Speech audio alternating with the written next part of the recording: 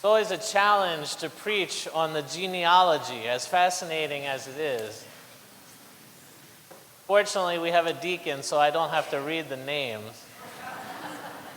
But recently, a few months ago, Father Micah showed me that Johnny Cash has read the New Testament. And I got it, and every time I start it, the beginning of the New Testament is, of course, Matthew chapter 1, which we just read. This is the beginning of the whole New Testament. I love hearing him read these names. I could just listen to it forever. So there is actually, though, a story inside the genealogy. There's a reason that the Gospel of Matthew begins with this genealogy and the whole New Testament begins with it, because it's signaling to us something. But it's different now, 2,000 years later. It's hard for us to understand the context. What did a genealogy symbolize? First of all, the gospel starts out calling this the genesis of Jesus Christ. That's the exact word. It can be translated into English as the origin or the beginnings of Jesus Christ, but the Greek word is Genesis. So he's consciously paralleling this to the beginning of the Old Testament that starts with the Genesis, the beginning of all things. So Matthew is trying to show us the beginning of all things in this new thing that God has done in Jesus Christ. And he goes back and starts the story of Jesus Christ 2,000 years before he was born with Abraham. Mark, the Gospel of Mark, has no genealogy. The Gospel of Luke has a genealogy, and he takes the genealogy back even further from Abraham. He starts the story with Adam. And then John, the fourth Gospel, goes back even further. He starts with his genealogy at the very beginning of his Gospel. In the beginning, the Word was with God, and the Word was God. That's where Jesus begins. So the Gospel writers are trying to begin with the origins of Jesus Christ. For Matthew, he wants us to focus on the figure of Abraham and David in particular. Abraham and David. And he told us that there are these 14 generations that mark these three sections of the genealogy, the 14 names in each section. And that's not an accident. In ancient Greek as well as in ancient Hebrew, this is before Arabic numerals. So at this time, numbers were written by letters. So letters had a numeric significance. Letters represented a certain number. And 14 happens to be the number that corresponds to the name David. 14 is David. So Matthew is trying to point us with this whole genealogy into the centrality of David.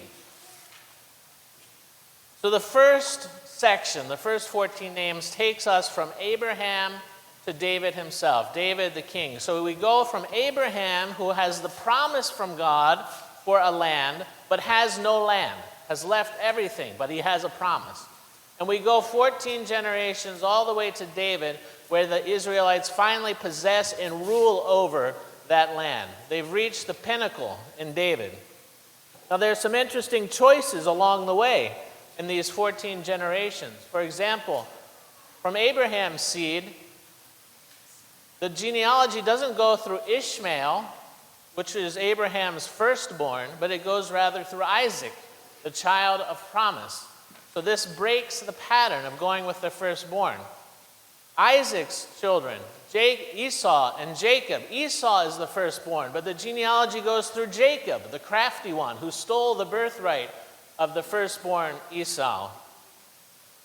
It then goes through from Jacob's children, the 12 children. The brothers tried to kill their brother Joseph, and among these brothers was Judah.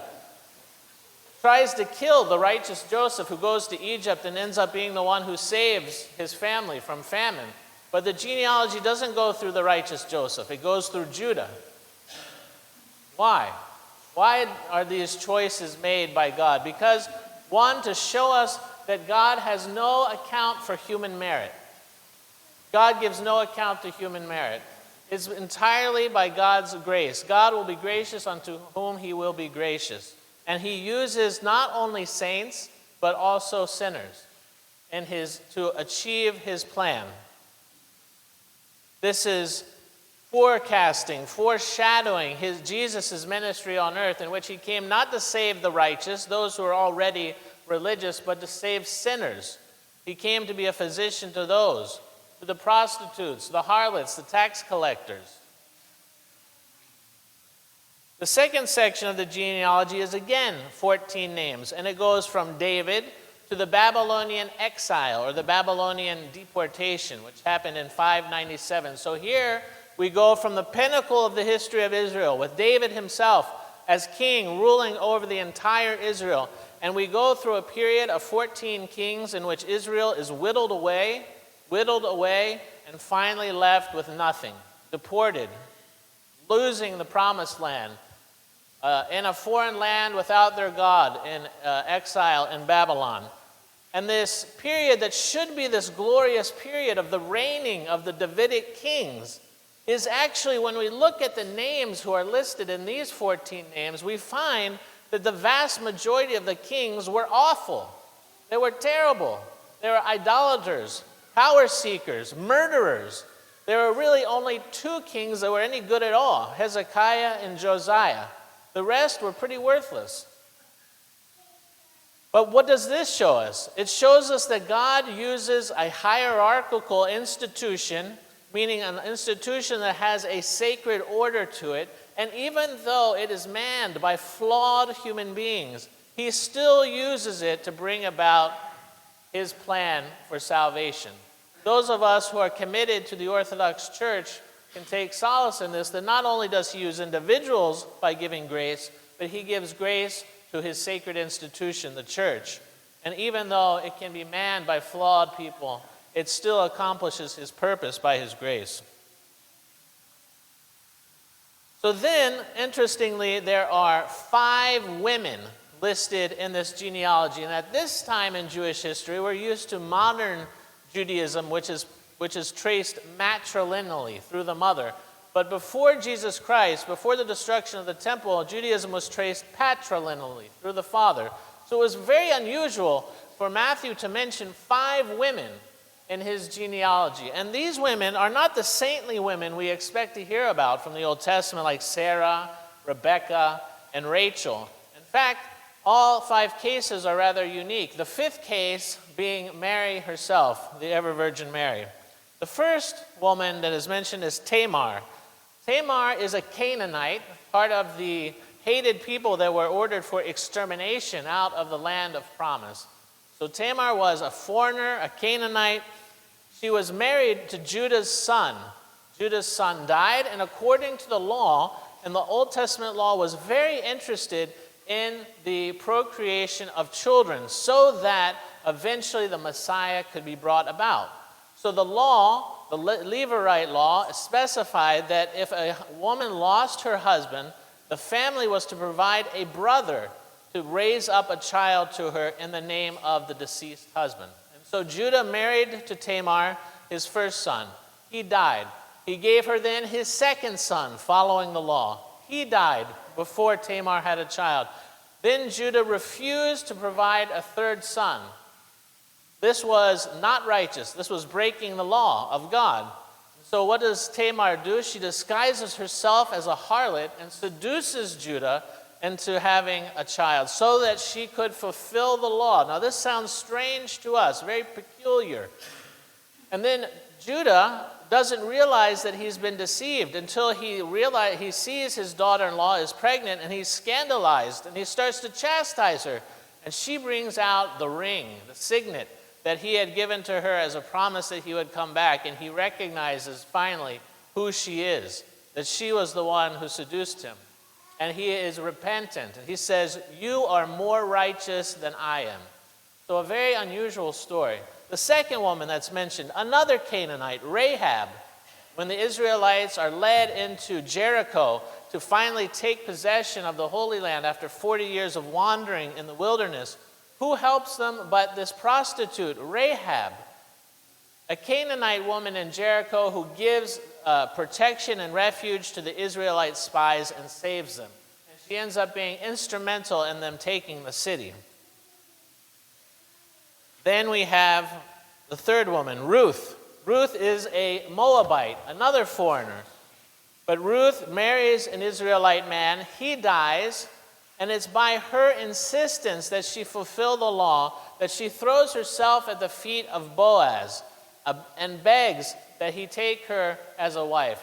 And they raise up a child, Obed. And Obed ends up being the grandfather of David, the king.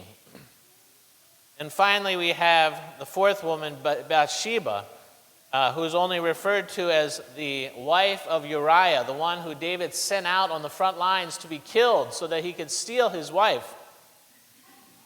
There was a scandal of their affair. They had a child as a result of this affair. The child, this love child, dies, but still Bathsheba is able to get her second son, Solomon, enthroned after David, and he is through whom Jesus comes. All four of these women had an unusual marital history, an unusual history of bearing children, which sets up the introduction of the fifth woman, Mary. Also a peculiar story. Matthew is writing for Jews of his time in the first century, and he's trying to show that God has worked in this way before to bring about the Messiah. Finally, we move to the third section of the genealogy, another 14 generations. This time from the Babylonian exile, the low point of Israelite history in which they had lost everything, to Jesus, in which everything is summed up, in which the Davidic king resumes his throne, in which all the promises to Israel are finally fulfilled, from the downfall of Israel to salvation in Jesus Christ. And the interesting thing is this third section's list of names, all the names are almost entirely unknown to us. We don't know who these people are. We don't know who they were, but they played a crucial role in bringing about the birth of Jesus Christ. And that finally brings us to what I would like to call the fourth section of names.